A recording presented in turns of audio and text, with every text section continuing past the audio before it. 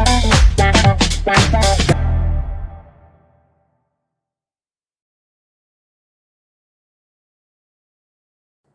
Students, आज real number exercise 1.2 का first question करेंगे हम। 10th क्लास वीडियो पार्ट 13 है।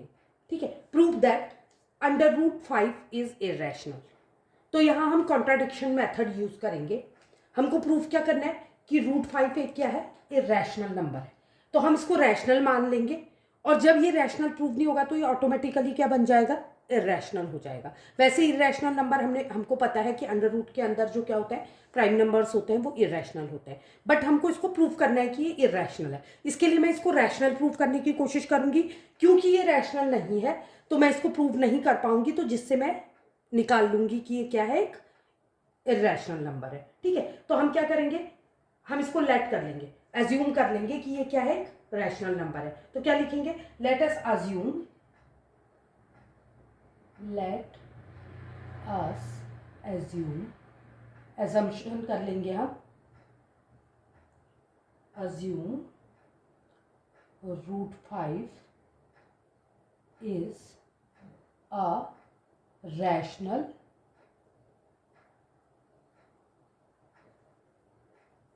नंबर। ओके। अब if root 5 is rational number, it means you can present it in the form of p upon q।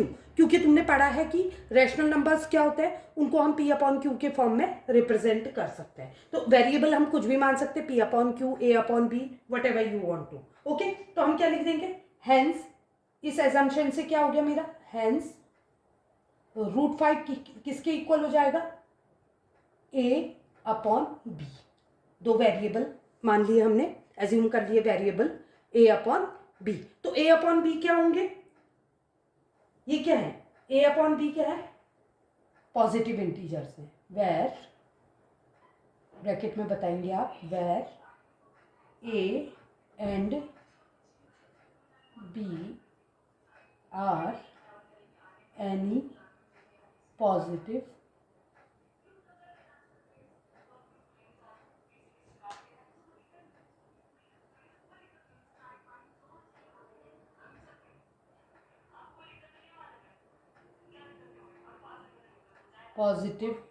integers and b is not equal to, and b is not equal to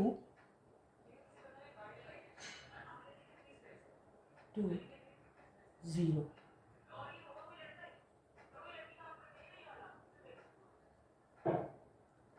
and a comma B are coprimes. अभी मैं आपको इसकी meaning समझाती हूँ। को-प्राइम्स,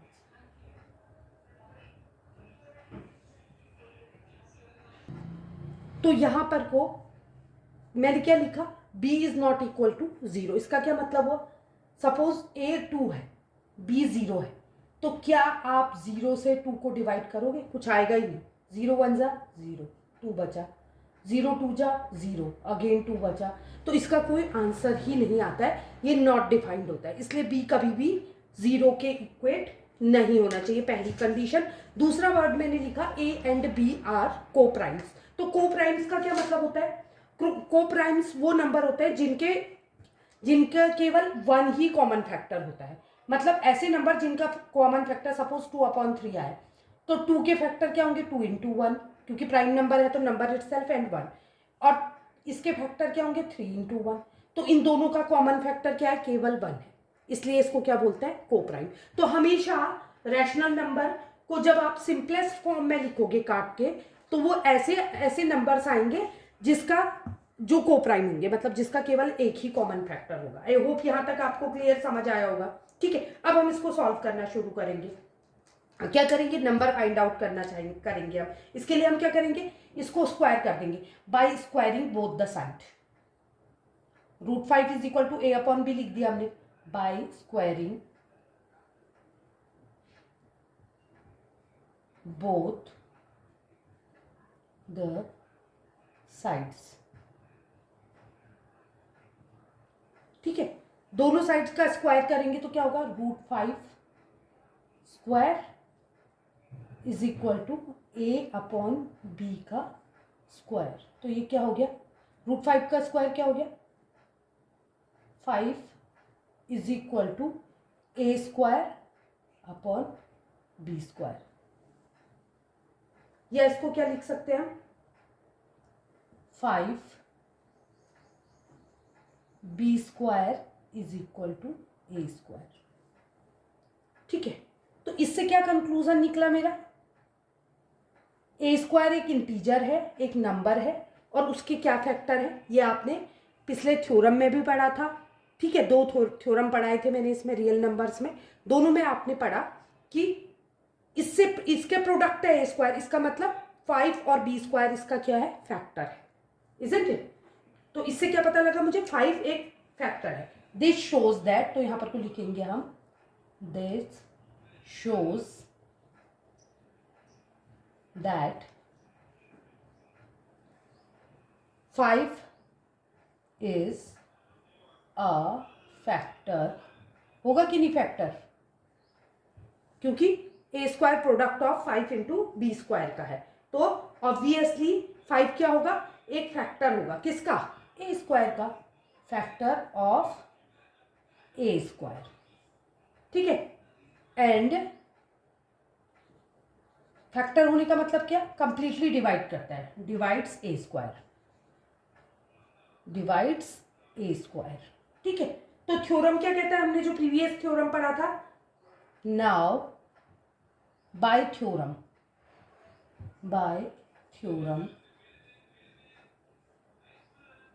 theorem क्या कहता है, it says, theorem क्या कहता है, that 5 divides, it says that if 5 divides, not 5 divides, if 5 divides, अगर 5 a² को डिवाइड कर रहा है तो किसको भी डिवाइड करेगा, a को भी डिवाइड करेगा, divides a², then 5 will also divide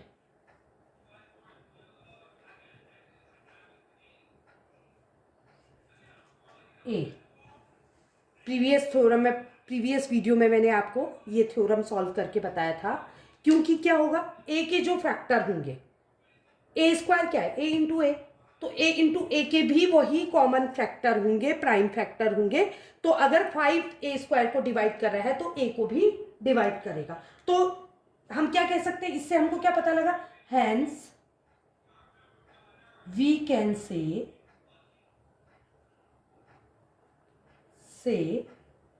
क्या कह सकते हैं, a/5 कह सकते हैं, जैसे a²/5 किसके बराबर है, b² के, तो a/5 इज इक्वल टू, अब मैं ये तो नहीं लिख सकती हूँ b, क्यों नहीं लिख सकती हूँ, अभी मैं समझाती हूँ आपको, ये मैं एक c मान लेती हूँ, तो c भी क्या हो गए, c क्या है, let c is any integer. अब मैं क्या करती हूँ, प्रीवियस वाला ही एग्जाम्पल जो मैंने आपको प्रीवियस वीडियो में कराया था, इंटीजर, ठीक है, वही एग्जाम्पल लेती हूँ। हमने क्या लिया था, इसको 6 मान लिया था और इसको 36 मान लिया, सपोज a² क्या है, a अगर मैंने 6 मान लिया तो a² क्या होगा, 30।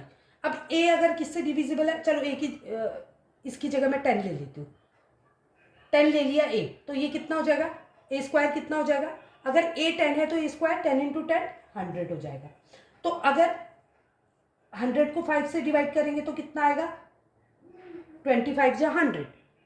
तो क्या मैं 10 को 5 से डिवाइड करूंगी तो सेम नंबर आएगा, नहीं आएगा, क्या आएगा, 2 आ रहा है, इजंट इट। तो यहां पर को अगर a²/5 करूंगी तो b² आ रहा है, तो a/5 भी b नहीं आएगा, तो हम उसके लिए लेट कर लेते हैं कि वो क्योंकि यहाँ तो हमारे नंबर्स थे इसलिए 2 आ गया, यहाँ क्योंकि वेरिएबल है तो मैंने इसको c मान लिया। आई होप यहाँ तक आपको समझ आया होगा, ये c के बराबर आ गया, तो इससे मेरी क्या हो जाएगी, a की वैल्यू निकल जाएगी, तो a इज इक्वल टू क्या हो जाएगा, 5c हो जाएगा।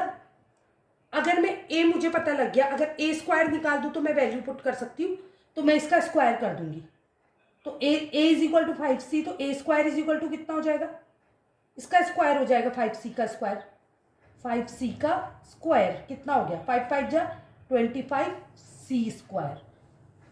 आई होप यहां तक आपको समझ आया होगा। अब इस वैल्यू को मैं इसको इक्वेशन 1 मान लेती हूँ, ठीक है, by putting value of A in equation 1, इसको 1 मान लिया मैंने equation, by putting the value of A square in equation 1, equation 1 में ए स्क्वायर की वैल्यू पुट कर देंगे। तो अब इसको मैं यहाँ पर को कर लेती हूँ, ब्लैक पेन से कर लेती हूँ, मार्कर से, सो दैट आपको पूरा क्लियर समझ आए, ठीक है। यहाँ पर को कर लेते हैं। तो अब हम वैल्यू पुट करेंगे तो क्या हो जाएगा, ए स्क्वायर की वैल्यू कितनी है 25c स्क्वायर, तो 5b square is equal to 5b square is equal to a square की जगह क्या लिख देंगे 25c square, 25c square, okay. तो अगर बी स्क्वायर निकालेंगे तो क्या हो जाएगा, 5 इधर जाएगा तो डिवाइड में चले जाएगा, तो कितना हो जाएगा 5 5 जा 25, 5c स्क्वायर। तो बी स्क्वायर क्या निकल गया मेरा 5c स्क्वायर, और ए स्क्वायर क्या निकला था 5b स्क्वायर।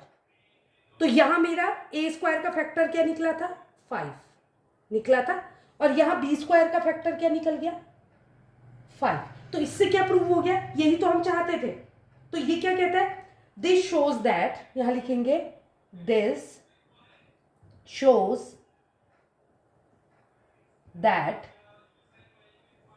क्या शो करता है ये 5 इज अ फैक्टर ऑफ, अगर बी स्क्वायर का है तो बी का भी है, 5 इज द फैक्टर ऑफ, किसका फैक्टर है 5, 5 is the factor of b square. अगर बी स्क्वायर क्या है तो, and from theorem, and from theorem, theorem 5 also divides, किसको डिवाइड करेगा, डिवाइड्स ए, सॉरी बी लिया ना, बी स्क्वायर का है तो बी को भी डिवाइड करेगा बी, ठीक है। अब यहां तक आपको समझ आ गया।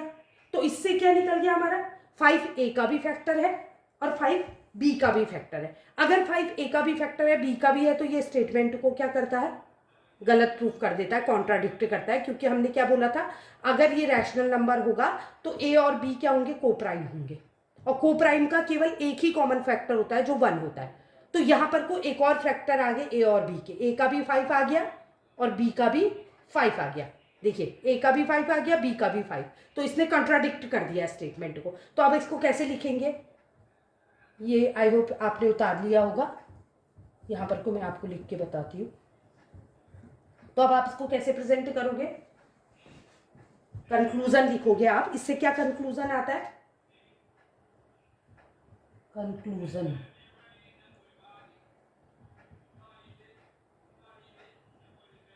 तो कंक्लूजन क्या आया, this shows that, this shows that A and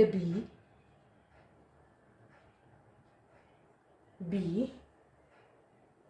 have 5 as 5 क्या बन गया, एज देयर कॉमन फैक्टर, दोनों का कॉमन फैक्टर बन गया, कॉमन फैक्टर, ठीक है। दिस स्टेटमेंट, अब ये स्टेटमेंट क्या करता है, कॉन्ट्राडिक्ट कर देता है इसको, दिस स्टेटमेंट कॉन्ट्राडिक्ट्स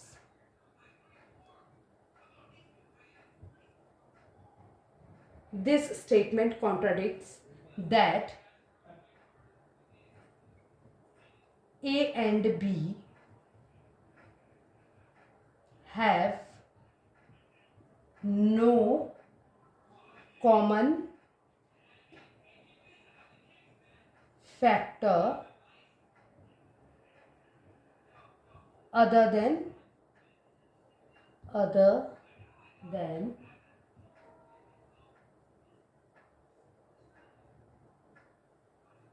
1। क्यों? आपने कहा कि कोप्राइम होना चाहिए, कोप्राइम मतलब एक ही होना चाहिए कॉमन फैक्टर, बट ये तो कॉन्ट्राडिक्ट हो गया, यहाँ तो दोनों के 5 भी कॉमन फैक्टर हो गए, ए का भी और बी का भी। तो अब क्या हो जाएगा, इससे प्रूव हो गया हमारा by this statement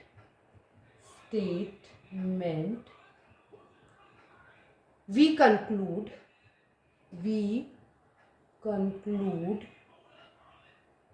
what we conclude that root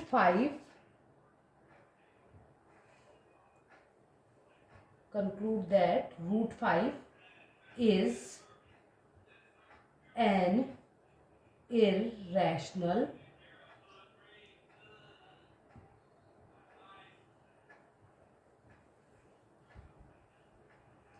number।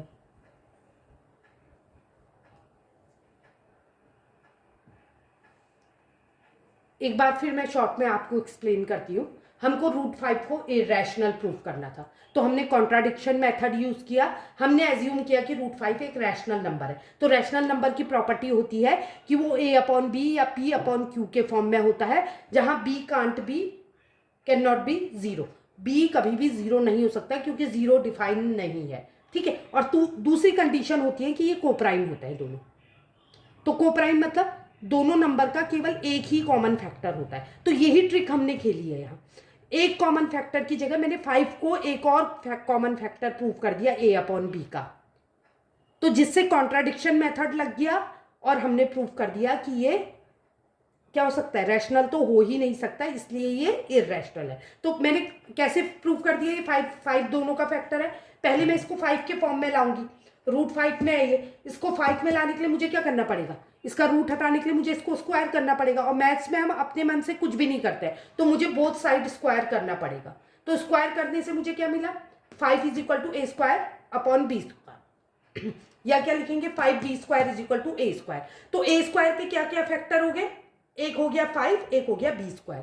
तो 5 एक फैक्टर हो गया a² का, तो a का भी 5 फैक्टर होगा। ये हमने प्रीवियस वीडियो में थ्योरम में पढ़ा था कि किसी नंबर के स्क्वायर का जो फैक्टर होता है वो उस नंबर का भी फैक्टर होता है। क्यों? क्योंकि a² जो है वो a से ही मिलके बना हुआ है। तो अब उसके बाद क्या करेंगे, अब इसी तरह से अब अगर इसका a का फैक्टर होगा तो a के फैक्टर मान लिया मैंने, तो a/5 मतलब a भी डिवाइड होगा 5 से, = मैंने एक और उसका कुछ इंटीजर मान लिया c। तो उससे मैंने क्या प्रूफ कर दिया कि b² के भी 2 फैक्टर है, 5 और c²। तो a² के 5 और b² और b² के 5 और c²। तो दोनों में कॉमन फैक्टर एक और दिख गया हमको, 1 के अतिरिक्त 5। तो इसने तो कॉन्ट्राडिक्ट कर दिया, रैशनल नंबर में तो एक के अतिरिक्त कोई कॉमन फैक्टर होता ही नहीं है। तो इससे प्रूव हो गया कि ये रैशनल नंबर नहीं बल्कि इररेशनल नंबर है। आई होप आपको वीडियो पसंद आया होगा, और अगर वीडियो पसंद आया तो लाइक, सब्सक्राइब और शेयर करें। Thank you. लाइक, सब्सक्राइब और शेयर करें। Thank you.